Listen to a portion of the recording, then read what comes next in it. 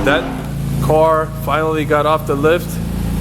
We're setting this customer's car on the lift right now, and this sounds like this car has a spun bearing on the motor. So this is a car that we actually had to order a motor for. So Aaron's gonna actually just set up today, and basically tomorrow he's gonna start working on this, swapping the motor. So you hear it?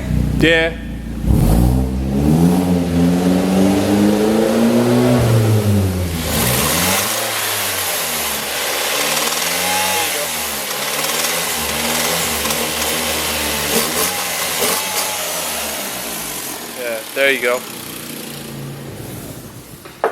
I think it has a massive exhaust leak too.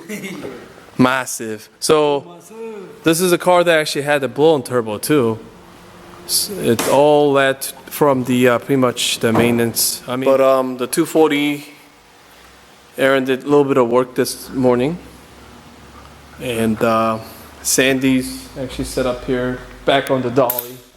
Dolly life. Looks really mean over here on the dolly. Looks great. Yeah, we need some parts from Sandy. To the shop Tuesday.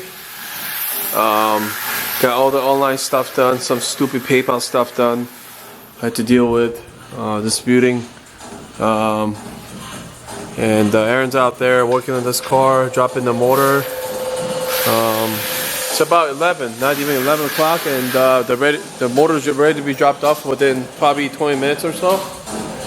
I'm just gonna come out here and maybe start cleaning up a little bit on this 240. So instead of picking all the bolts by one, I'm just gonna use this magnet to pick everything up.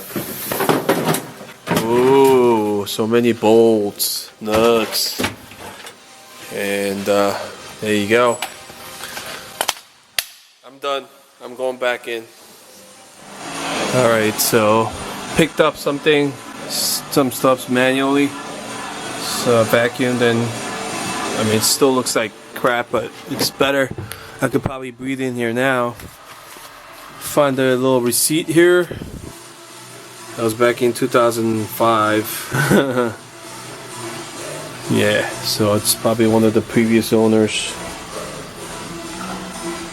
See, he's always slacking. He doesn't work. So I was helping out yet again, Aaron, pulling the intake manifold off on this motor that we got. Spark plugs, coils, and look at it. There's no mess. Tools are all taken away. No bolts and nuts are hanging around. Some parts that we could use just on the side. That's how you want to do it, unlike somebody. But there are people on the internet saying that they could drop the motor in half an hour. So I don't know if this guy's slow or they are just super fast. It's because the internet works. Well, and you know what? And I was taking my time. I was bullshitting, laughing at you because. All right, motor's out.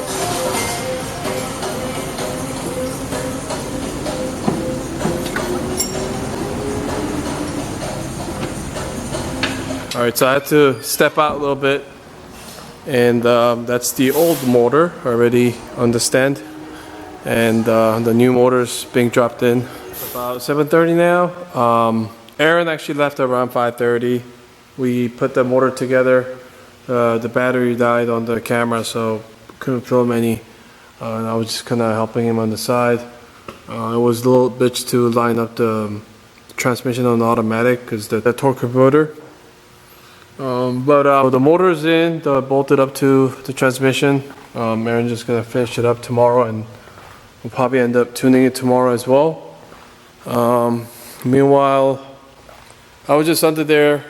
It's kind of sketchy having the 240 up here. I'm just gonna probably start working on this car on the side just to kind of catch up because I really want to get this done. and probably start it by next week. Sure, this car is a priority right now, but we actually found out some issues with the turbo. Not that like it was something like really is gonna cause a problem right away.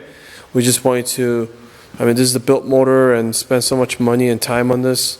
We just don't want to have one thing wrong. We jacked it up earlier. It's kind of sketchy as is. Right now, the transmission is actually held by a jack, and I took out the transmission mount that I just temporarily made, and honestly, that's been holding the transmission the whole time. So I assume it'll be okay for moving just in and out the shop or putting on the jack or whatever. But as soon as it start getting all the stress and have a dry shaft and all the vibration to it, I'm sure that's one of the things that will fail. So I went ahead and braced it. I wish I was able to put the footage what it used to look like. It was just basically it was missing a lot of pieces here.